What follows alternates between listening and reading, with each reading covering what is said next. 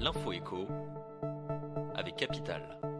Le chiffre du jour est 10,9 millions d'euros. C'est le joli montant empoché par l'animateur Jean-Luc Reichmann lors de la vente de sa société de production Géréluc au géant Endemol Shine, selon nos informations exclusives.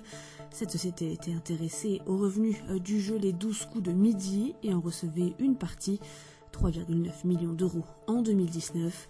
Ce rachat permet aussi à Endemol de s'assurer que Jean-Luc Reichmann continue à présenter le jeu jusqu'à la fin du contrat en cours, c'est-à-dire jusqu'à mi-2021. Le jeu, et qui a battu des records d'audience durant le confinement avec un pic à 6,7 millions de téléspectateurs le 31 mars, vient de reprendre ses tournages.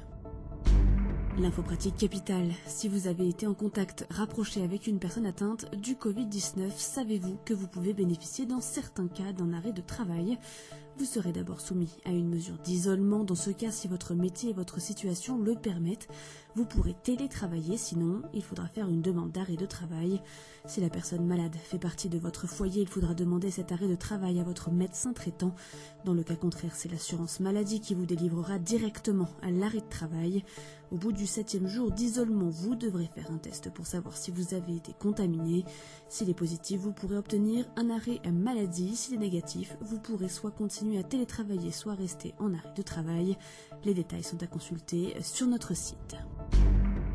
Le coup de gueule est poussé contre les nombreuses théories complotistes sur le remède contre le coronavirus. Alors que le vaccin contre le Covid-19 n'est pas attendu avant plusieurs mois, des textes aux allégations incroyables circulent actuellement sur Internet.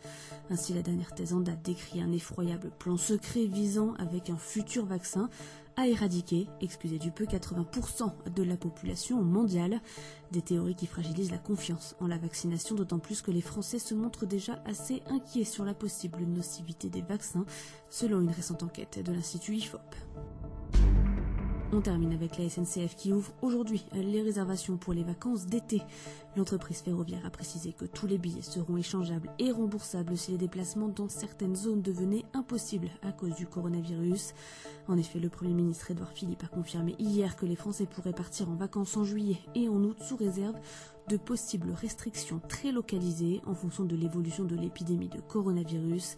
La SNCF précise également qu'elle attend le 2 juin pour savoir si la limite d'une place sur 2 dans les trains sera assouplie. La compagnie fixera alors le nombre total de trains qui circuleront. C'était l'info écho avec Capital.